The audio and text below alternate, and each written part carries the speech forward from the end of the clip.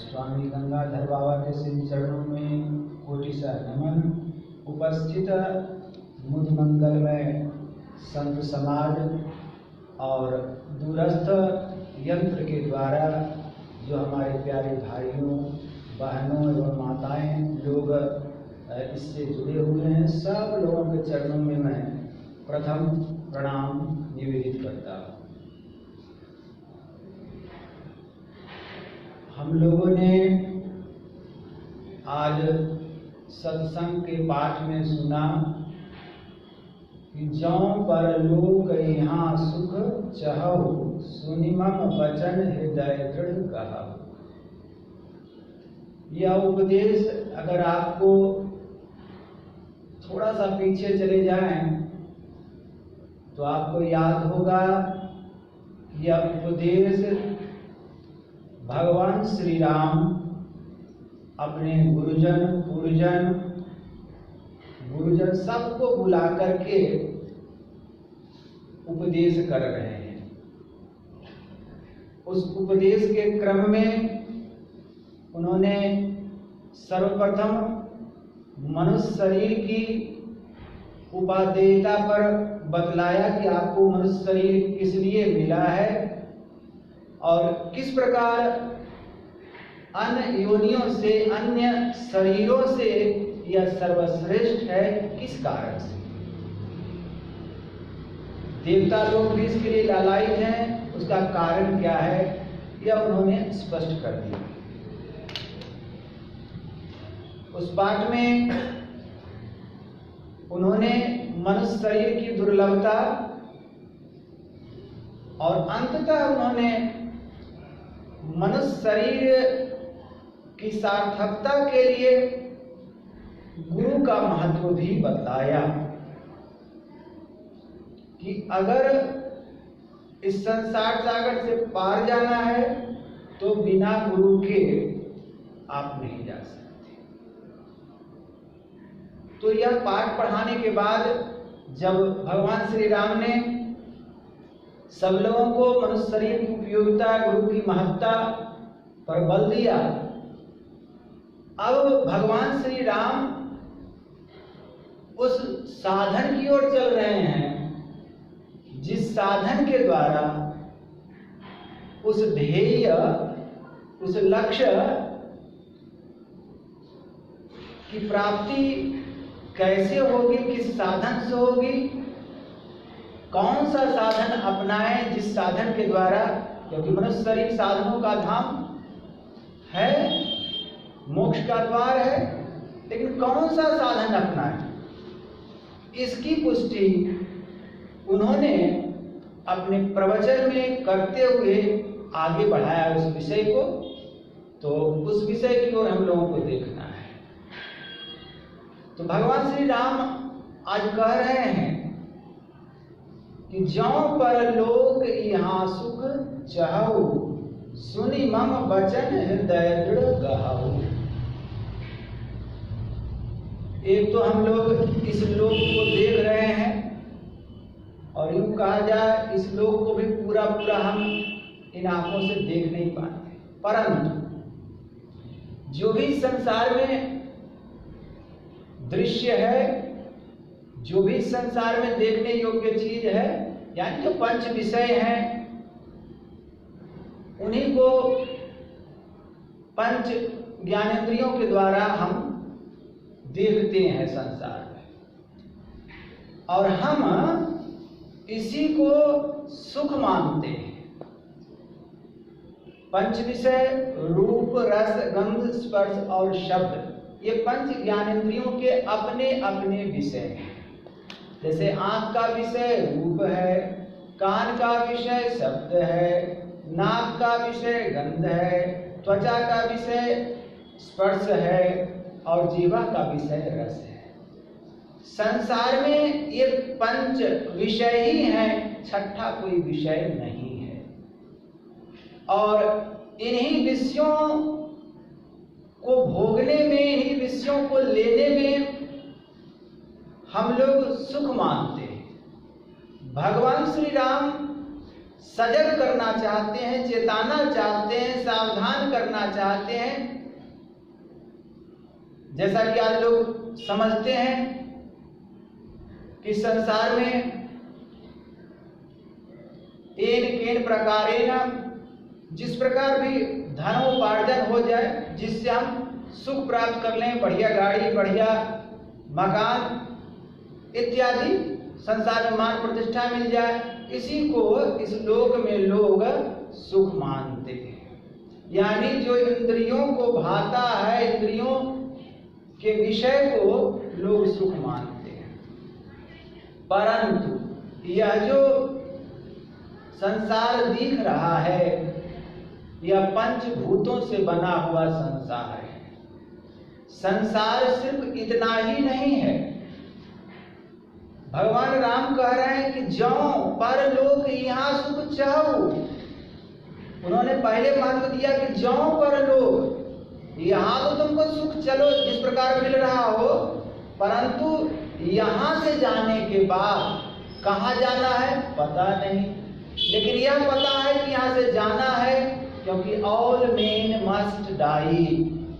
प्रत्येक मनुष्य एक दिन अवश्य मरेंगे, काल कवलित होएंगे, उससे कोई किसी को बचा नहीं सकता। संसार में हम देखते हैं, हम तो जब मरेंगे तो अपने को तो नहीं देख पाएंगे, लेकिन संसार में जो दृष्टि गोचर होता है, आस पास सब जगह देखते हैं कि सब लोग मरते हैं, यानी सब लोग। और हम लोग मरने के बाद एक क्रिया करते हैं, श्रद्धा पूर्वक उसको श्राद्ध की क्रिया करते हैं, जिसके द्वारा भी यही घोषित होता है कि मरा, यानी मरा शरीर और गया, मर गया, दो शब्द, मरा शरीर और उसके अंदर में जो शरीर को धारण किए हुए था वो गया। अब गया तो कहाँ गया? तो गया जिस लोक को गया, ये तो हम लोग नहीं जानते, लेकिन यह जानते हैं किसी दूसरे लोक को गया। शास्त्रों के माध्यम से, संतों के सत्संग के माध्यम से यह पता चलता है कि मरने के बाद जो जीव है, जो शरीर धारण किए हुए क्षेत्रज्ञ है, वह किसी दूसरे लोक को जाता है। अपने कर्मानुसार, अपनी अपनी करनी, अपने अपने साथ, अपने अपने साथ करे सो आगे आवे। बाप के करनी बाप पूत के पूते पावे, जोरू के जोरू ही फले, खसम को फलता, नेकी बदी है संग और ना संगी दो, देखो बूझ विचार संग ये जइहे दो, पलटू करनी और के नहीं और के मात, अपनी अपनी करनी अपने अपने साथ। आज वर्तमान में जो कुछ भी है, यह किसी दूसरे की कमाई से नहीं, अपने ही कर्मों का फल हम भुगतान कर रहे हैं, जिस परिस्थिति में आज हम हैं। आगे भी जिस परिस्थिति में, अभी तो वर्तमान में इस लोक में हम देख रहे हैं, जहां भी जाएंगे, मर करके जाएंगे, तो वहां हम अपने कर्मों के आधार पर, कर्मण्येवाधिकारस्ते मा फलेषु कदाचन, जैसा हमारा कर्म होता है, कहते हैं कि भगवान ने ऐसा किया। भगवान सिर्फ आप जैसा करते हैं, हम जैसा करते हैं, उसका न्याय पूर्वक फल देते हैं। वो उसमें करनी हमारी ही होता है, उसका कारण हमारा कर्म ही होता है। तो मरने के बाद जहाँ जाएंगे, जिस लोक में जाएंगे, बहुत सारे लोग हैं, ब्रह्म लोक, विष्णु लोक, शिव लोक, बहुत नाम सुनते हैं। ऐसे तो 14 लोगों का वर्णन भागवत में आता है। 7 लोग नीचे हैं, 7 लोग ऊपर हैं। अब जैसी हमारा कर्म होगा उस लोक में जाएंगे। तो भगवान राम यह नहीं करे कि इस लोक में जाओगे, जैसी तुम्हारी करनी उस लोक में जाओगे, लेकिन जिस लोक में जाओगे वहां सुख पाना चाहते हो। यहाँ तो सुख पाने की चेष्टा अपने प्रयासों से कर रहे हो, लेकिन वहां भी सुख पाना चाहते हो, तो कह रहे हैं कि जो मैं कह रहा हूं ना, उसको ध्यान पूर्वक सुनो और इसको अपने हृदय में धारण करो। अब क्या कहना चाह रहे हैं, सो हम लोग देखें कि भगवान राम भक्ति के बारे में कहना चाह रहे हैं। क्या कह रहे हैं कि सुलभ सुखद माँ रगिया भाई, भक्ति मोरी पुराण श्रुति गाई। कह रहे हैं कि मैं जो तुमको रास्ता बता रहा हूं इस लोक और परलोक को सुधारने के लिए, यहां भी सुख और वहां से सुख से रहने के लिए, वह सुख क्या है? तो कहते हैं कि उसका रास्ता सुलभ सुखद मार्ग यह भाई, भक्ति मोरी पुराण श्रुति गाई। किसी किसी को महसूस नहीं होता है कि परलोक भी कुछ होता है। कुछ लोग कहते हैं जो है सो यही है, अच्छा से कोई सुख से है, बढ़िया मान प्रतिष्ठा मिला तो यही स्वर्ग लोक है। लेकिन शास्त्र कहता है, कई ऐसे प्रमाण है कि शास्त्र कहता है कि स्वर्ग लोक भी होता है, नरक लोक भी होता है, सब लोग होते हैं, किंतु हम देख नहीं पाते क्योंकि उसका भोग सूक्ष्म शरीर करता है, इसलिए हम लोगों को विश्वास नहीं होता है। हमने कई बार कथा में सुना कि एक राजा थे, उनको ब्रह्मलोक की प्राप्ति हुई। राजा श्वेत को किस लोक की? ब्रह्मलोक की प्राप्ति हुई, लेकिन वहां जाने के बाद भी उनको कुछ खाने को नहीं मिला। यूं तो वहां भूख नहीं सताती, परंतु उनको भूख सताने लगी। तो वहां ब्रह्मा जी ने कहा कि आप जाइए, आपका शरीर, जिस शरीर को आप पहले धारण किए हुए थे, वो फलाने सरोवर के पास रखा है, तो आप वही जाइए और वही भोजन कीजिए। तो कहा कि भाई इस दुख से छुट्टी कब मिलेगी? तो बताया कि जब अगस्त ऋषि का यानी संतों का दर्शन होगा तब इससे मुक्ति मिलेगी। तो नित्य जाते थे, विमान से जाते थे और अपने ही शरीर का मांस भक्षण करके आते थे। एक दिन एक अगस्त ऋषि उधर से विचरण कर रहे थे, तो उनकी दृष्टि पड़ी कि दिव्य शरीर है और इस तरह का मांस भक्षण कर रहा है, मुझे आप कौन हो? तो उन्होंने बताया मैं यह हूँ, राजा श्वेत हूँ। कहा आप कौन है? तो बताया कि मैं अगस्त ऋषि हूँ। दंडवत प्रणाम किया और उसे जो वो भोग था उस भोग से वह राजा हुआ। कहने का मतलब कि ब्रह्मलोक भी होता है। राजा युधिष्ठिर को देखेंगे तो एक असत्य का भाषण किया था तो थोड़े काल के लिए उसको नरक देखना पड़ा था, यानी ये सब लोग होते हैं, शास्त्र इसका प्रमाण है। तो कह रहे हैं कि जो परलोक में सुख चाहना चाहते हो, पाना चाहते हो, तो क्या?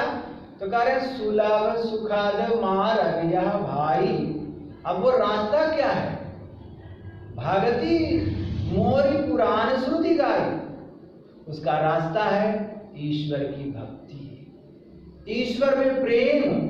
भक्ति शब्द का अर्थ भज धातु में कठिन प्रत्यय लगने से भक्ति शब्द बनता है, जिसका अर्थ सेवा के अर्थों में प्रयोग होता है।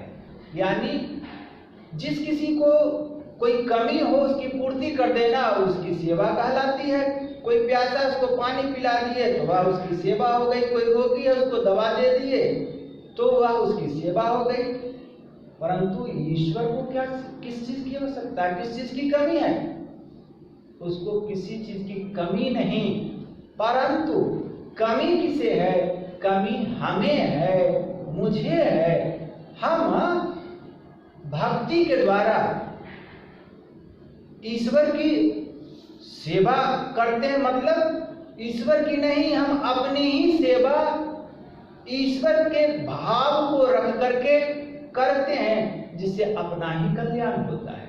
जिस प्रकार गंगा स्नान के लिए आते हैं, पैदल पांव आते हैं, तो जो पैदल पांव हम चलते हैं गंगा जी का भाव लेकर के, तो गंगा तट पर जाते हैं, आचमन करते हैं, स्नान करते हैं, शुद्ध वायु लेते हैं, इसमें गंगा जी को कोई लाभ नहीं हुआ। परंतु जो भावना बना के, पवित्र भावना बना करके हम आए, यह उनकी भक्ति में दाखिल होती है। जो पैदल पांव आए यह उनकी भक्ति में दाखिल होती है। उसी प्रकार ईश्वर की ओर जो हम लोग चलते हैं, जो साधन है, उस साधन का नाम भक्ति है। तो कहते हैं ये जो भक्ति है ये कैसा है? सुलभ है। इसमें कोई कठिनता नहीं कि ईश्वर को चलने में कोई कठिनाई है। सुलभ, सुखद और सुखदाई भी है। मार्गया भाई, ये भाई या सुलभ सुखद मार्ग है, इसमें कोई कठिनाई नहीं है। और आगे क्या कहते हैं भगवान राम? अब कहते हैं कि देखो भाई, आगे ज्ञान अगम प्रत्यूह अनेका, साधन कठिन न मन का टेका। एक और रास्ता बता रहे हैं। ये रास्ता कहने का मतलब, जो भी रास्ता है, रास्ता तो एक ही है, साधन अलग होते हैं। क्योंकि रास्ता तो अंतर्मुखी ही साधन होता है, अंतर में ही रास्ता है, बाहर में कोई ईश्वर प्राप्ति का रास्ता नहीं है। क्योंकि वह ईश्वर सब जीवों के अंदर निवास करते हैं, लेकिन सब जीव उसे प्राप्त नहीं कर सकते, मनुष्य ही उसको प्राप्त करने में समर्थ है। तो कहते हैं कि ज्ञान अगम प्रत्यूह अनेका। अब एक कहते हैं कि एक साधन क्या है, ज्ञान मार्गी भी लोग होते हैं, कई तरह के लोग होते हैं। कुछ भक्ति मार्गी वाले होते हैं, कुछ ज्ञान मार्गी वाले होते हैं, कुछ योग मार्गी वाले होते हैं। परंतु बुद्धिपूर्वक देखा जाए तो संत मत में हमारे गुरुदेव ने बड़ी प्रेम से बात कही। उन्होंने एक ही बात कही, ज्ञान योग युक्त ईश्वर की भक्ति। उसमें ज्ञान को भी लिया, योग को भी लिया और भक्ति को भी लिया, यानी तीनों का समावेश इस संत मत में है। यानी उसको अलग नहीं कर सकते।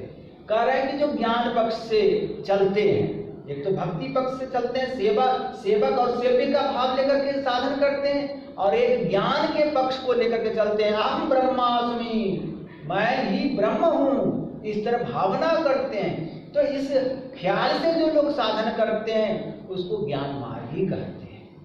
हाँ, तत्वमसि, अयमात्मा ब्रह्म इत्यादि वाक्य हैं जिनको वेदांत में महावाक्य की संज्ञा दी गई है। तो इनको लेकर के भी करते हैं। तो लोग ऐसा विचार करते हैं कि ये अयम आत्मा, यह आत्मा ही ब्रह्म है, अहम ब्रह्मास्मि, मैं ही ब्रह्म हूँ। मैं कहने का मतलब आत्मा से, और जैसा मैं हूँ वैसा ही पूरी सृष्टि, ऐसी भावना करते हैं। परंतु लोग सिर्फ इस वाक्य को रट करके ही ऐसा कह करके उस साधन में आगे नहीं बढ़ सकते। उस साधन में भी मैंने जहां तक अध्ययन किया कि ये तो वाचिक ज्ञान ही हुआ, श्रवण ज्ञान ही हुआ, उसमें भी साधन चतुष्टय आता है। अर्थात साधन में 4 चीजों की आवश्यकता पड़ती है, और वो पहली चीज की आवश्यकता पड़ती है विवेक की, दूसरा वैराग्य की, तीसरा में जो आता है वो आता है समदमादि सतत संपत्ति, और चौथा में आता है मुमुक्षत्व। ये 4 चीजें आती हैं।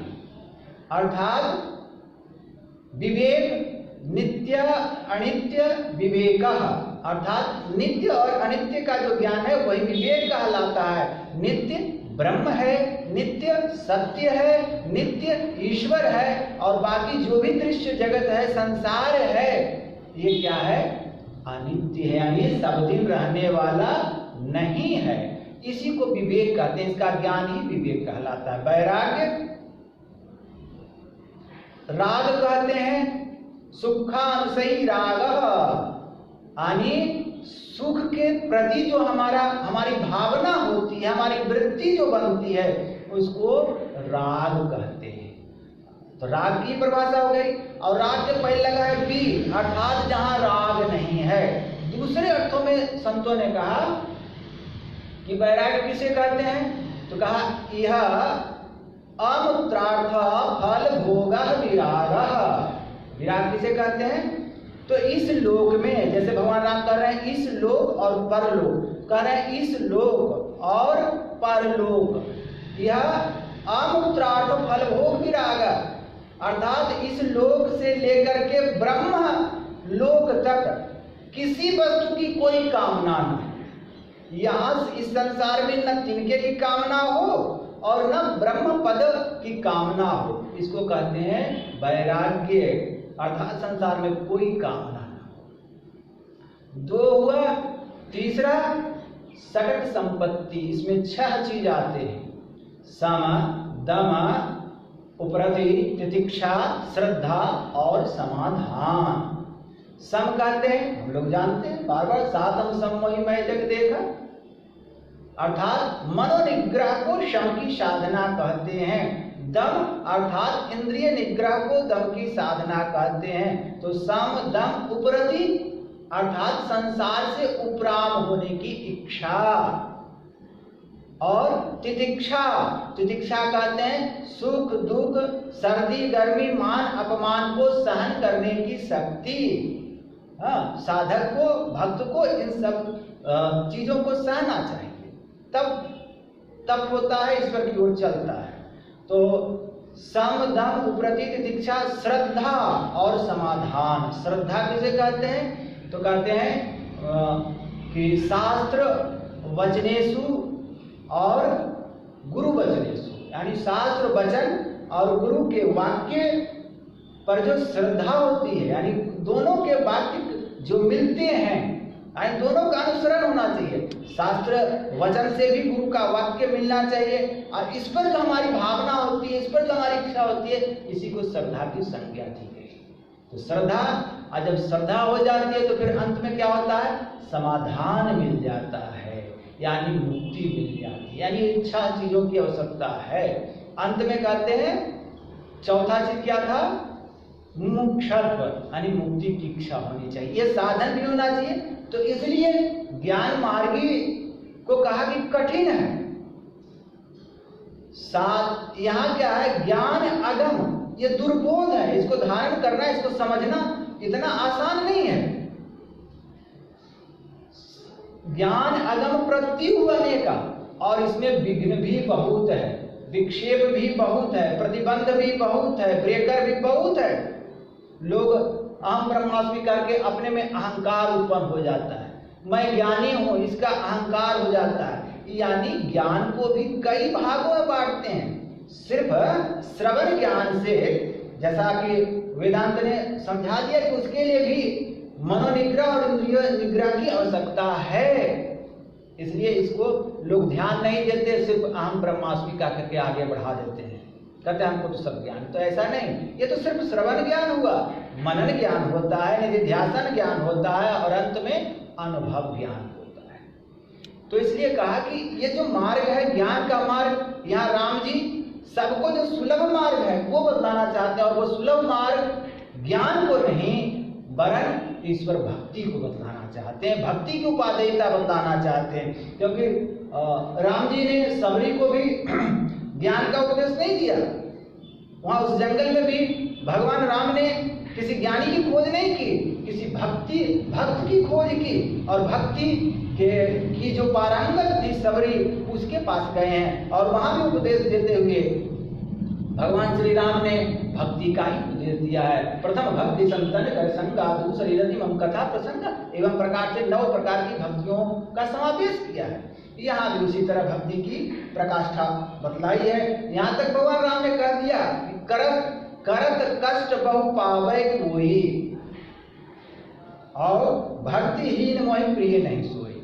कहते हैं कि ज्ञान पक्ष को लेकर के बहुत कष्ट करके कोई हमको पा भी जाए, तो परंतु जिस प्रकार मैं भक्ति से प्रसन्न होता हूं, उस प्रकार ज्ञान से मैं प्रसन्न नहीं होता। यूं तो भक्ति ही ज्ञानी नहीं कछु भेदा, उभय हरहि भव संभव खेदा। अर्थात ये दोनों जो है, ज्ञानी ज्ञान और भक्ति मार्ग, दोनों को अलग नहीं कर सकते, दोनों भिन्न नहीं है। दूसरे जगह कह रहे हैं स्वामी जी कि दोनों में कोई अंतर नहीं है। भक्ति ही ज्ञानी नहीं कछु भेदा, उभय हरहि, ये दोनों, उभय मतलब ये दोनों, हरहि भव संभव खेदा, मतलब ये दोनों ही संसार के चक्र को, दुखों को नाश करने वाले हैं, ऐसा बता दिया। समता भी दोनों में, लेकिन सुलभ भक्ति है। आगे राम जी कहते हैं भक्ति स्वतंत्र सकल सुख खानी अबिनु सत्संग न पावई प्राणी। कहते हैं भक्ति जो क्या है यह स्वतंत्र है, सकल सुख की खान है। भक्ति स्वतंत्र मतलब कुछ लोग अर्थ करते हैं कि वो अकेले रहना चाहिए, स्वतंत्र हो जाना चाहिए। अरे भक्ति ऐसी है जो हम शरीर और संसार का हमारे ऊपर जो बंधन पड़ गया है, जिसके कारण हम इस आवागमन के चक्र में पड़े हुए हैं। अंतःकरण का जो आवरण है, अंधकार प्रकाश और शब्द का आवरण जो है, जो पर्दा है, जो कोष है, शास्त्रों में अपनी अपनी मर्यादा है, सब तरह से कहे हैं। तो इन जो बंधन है, जब शरीर में रहते हुए हम सर्दी गर्मी को झेलना पड़ता है, दुख को झेलना पड़ता है, तो कहते हैं भक्ति स्वतंत्र सकल सुख खानी। भक्ति क्या करता है कि इन सब दुखों से मुक्ति को दिलाता है, मुक्त कर देता है, छुटकारा प्राप्त करा देता है। तो भक्ति स्वतंत्र है, यानी आपको जो अभी जो परतंत्र है, परवश जीव स्ववश भगवंता, जीव अनेक एक श्रीकंता। तो भक्ति क्या कर देती है, हमको स्वतंत्र कर देती है, जीव से शिव बना देती है, बंधन से मुक्त कर देती है। इसलिए भक्ति स्वतंत्र है, स्वतंत्रता देती है भक्ति। सकल सुख खानी, सब सुखों की खान है। सुख क्या है? अरे सबसे बड़ा दुख कहते हैं आवागमन। आवागमन सब दुख दूजा है नहीं जग में कोई। और सबसे बड़ा सुख क्या है? तो सबसे बड़ा सुख संत मिलन सम सुख का चुना है। तो संत मिलन में सुख है, तो संत को प्राप्त करने में कितना बड़ा सुख होगा, यानी ईश्वर की प्राप्ति, मोक्ष की प्राप्ति हो जाती है। यही मनुष्य शरीर पाने का उद्देश्य है और यही परम सुख है, यही परम आनंद है। आगे भगवान श्री राम ने कहा कि लेकिन इसका रास्ता बतलाते संत जन है, पुण्य पुंज बिनु मिला ही न संता, सत्संगति संस्कृति करता। और जब संत लोग मिलते हैं तो सत्संग करते हैं। अब क्यों कहा कि पुण्य पुंज बिनु मिला ही न संता? क्योंकि अब जो वो रास्ता बतलाएंगे, भेद बतलाने वाले हैं, वो कोई और नहीं बतलाएगा, वो कोई संत ही बतलाएगा जो उस परमात्मा की प्राप्ति किए हुए होगा।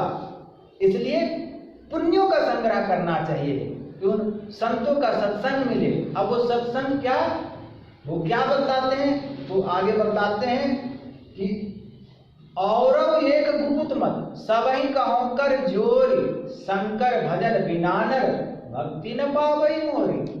राम जी कह रहे हैं कि अगर तुमको मेरी भक्ति चाहिए, भक्ति प्राप्त करना चाहते हो, तो पहले शंकर का भजन करो। यह साधारण अर्थ है। थोड़ा सा एक अर्थ और सरल में कर सकते हैं कि जो शंकर भगवान ने भजन किया, जिस भजन के द्वारा उन्होंने अपने तीसरे नयन का उन्मेष किया, जब शिव तीसरे नयन उघारा, चितवत काम भय उदय चारा।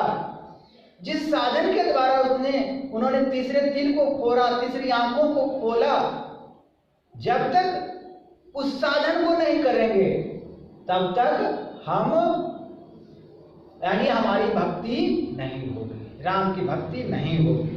हाँ, तो क्या कर रहे हैं, अर्थ तो ये होगा। अब अगर ध्यान करें तो शंकर एक तो तालव्य श अनुसार क और र मिलाकर के होता है, और यहाँ रामचरितमानस में दंत्य स अनुसार क और र है। शंकर का एक अर्थ होता है, जैसे हम लोग दुकानों में देखते हैं शंकर बीज, यानी दो अलग अलग जो बीज होते हैं, प्रजाति होते हैं, उसको युग्म करते हैं, दोनों को मिलाते हैं और फिर एक नई तीसरी धारा निकलती है। जैसे करेला है, अब छोटा छोटा होता है और उसको नेनुआ से, परोर से उसको संगम कर देते हैं, तो उसको क्या करते हैं, ये उसका जो बीज होता है उसको क्या करते हैं, संकर बीज। तो फिर क्या होता है, करेला क्या हो जाता है, नेनुआ की तरह, कद्दू की तरह लंबा हो जाता है, यानी तीसरी प्रजाति है। यानी दूसरे अर्थों में कहें दो प्रजातियों को मिलाकर, दोनों दूसरे दो अलग अलग गुणों के होते हैं, और जब दोनों को युग्म करते हैं, अर्थात जैसे हम लोग बल्ब जलाते हैं तो एक नेगेटिव धारा होती है और एक पॉजिटिव होती है, तो दोनों को जब जोड़ते हैं तो उससे जो धारा निकलती है वो तीसरी धारा निकलती है, तो इसको भी संकर कहते हैं। अब यहाँ संकर का अर्थ क्या है? संकर का अर्थ है कि हमारे शरीर में भी, एक तो संकर का भजन हो गया, यहाँ हमारे शरीर में भी यूं तो बहुत सारी नाड़ियां हैं, उनमें 3 नाड़ियों की प्रमुखता है, ईड़ा, पिंगला और सुषुम्ना। एक नाड़ी तमोगुनी है, दूसरी नाड़ी रजोगुनी है और तीसरी सतोगुनी है। हमारे शरीर में जो चेतन धार है, क्योंकि कर का अर्थ किरण भी होता है, बंदम गुरुपद कंद कृपा सिंधु नर रूप हरि महामोहतम कुंज जासु बचन रवि कर निकर। ठीक है ना? कर का अर्थ हाथ भी होता है, लेकिन यहाँ कर का अर्थ हाथ नहीं किरण से है। तो हमारी जो चैतन्य वृत्ति है, हमारी जो चेतन की धारा है, हमारी जो सूरत है, दोनों 2 आंखों के माध्यम से 2 धारा निकल रही है। उन दोनों धाराओं को जो प्रकार भी कि भगवान शिव ने इसी की साधना की थी, इसलिए इस दृष्टि योग के साधन का नाम भी सांभवी मुद्रा भी कहते हैं इस दृष्टि योग को, क्योंकि भगवान शिव ने भी इसी मुद्रा के द्वारा, यानी इसी दृष्टि योग के द्वारा, इसी बिंदु ध्यान के द्वारा उस जो हमारी दृष्टि बंद है, उग्र विमल विलोचन ये के मिटाई दोष दुख भव रजनी के सूझाई रामचरित मणिमानिक गुप्त प्रकट ज्ञान जो जय खाने, जो गुप्त है। अभी यहाँ कहा ना तुम्हारा में और एक गुप्त मत, मैं जो ये बताने जा रहा हूँ यह क्या है? गुप्त मत है, ये सबको पता नहीं है। सबको पता इसलिए भी नहीं है क्योंकि भेद या पाना किसी ग्रंथ से है असंभव, समझ लो किसी संत से। यह प्रकट कहने का मतलब हो जाता है कि जैसे हम लोग देखते हैं कहीं लोग कोई देवी देवता की मूर्ति होता है या किसी संत की मूर्ति होती है, तो प्रणाम किए तो हम भी देखा था कि प्रणाम कर लेते हैं, ये चीज तो प्रकट है। कहीं कोई फूल चढ़ाया तो मैं भी फूल चढ़ा दिया, तो ये तो देख करके भी कर सकते हैं। लेकिन जो मेरी भक्ति है, राम स्पष्ट कर दिए कि जो मेरी भक्ति है वो प्रकट नहीं है, वो गुप्त है और वो कोई और नहीं। ये जो हमारे अंदर हमारे चेतन वृत्ति है उसी को एक करने का नाम ही शंकर भजन है। इसलिए कहा बिंदुनाथ महालिंगम शिव शक्ति निकेतनम देहम शिवालयम प्रोक्तम सिद्धम सर्वदेह। तो हम लोगों को चाहिए कि भगवान राम के उपदेशानुकूल हम लोगों को वह साधन मिला हुआ है, दृष्टि योग की साधना, शंकर भजन मिला हुआ है, गुप्त भेद मिला हुआ है, और उस साधन को हम लोग मनोयोग पूर्वक ईश्वर की कृपा से, गुरु की कृपा से मिला हुआ, हम लोग को खूब मनोयोग पूर्वक करना चाहिए। इससे हमारा जीवन सफल होगा, सार्थक होगा और राम की आज्ञा का भी पालन होगा और गुरु की आज्ञा का भी पालन होगा। इतना कर करके मैं अपने वचन में विराम देता हूँ। अब मैं आग्रह करूँगा पूज्य बाबा से कि अपने अमृतोपम वाणी के द्वारा हम लोगों को अनुग्रहित